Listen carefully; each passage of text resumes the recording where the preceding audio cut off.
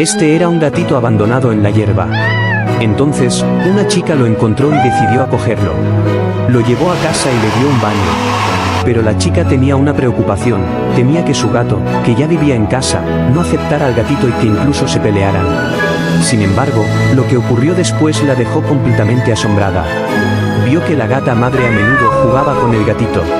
Incluso llevaba a sus propios gatitos para acompañarlo y ayudarlo a integrarse en la familia. Pero lo que más la sorprendió fue que la gata madre también lo amamantaba. Lo trataba como si fuera su propio hijo. Lamentablemente, esta conmovedora historia solo recibió 2 me gusta.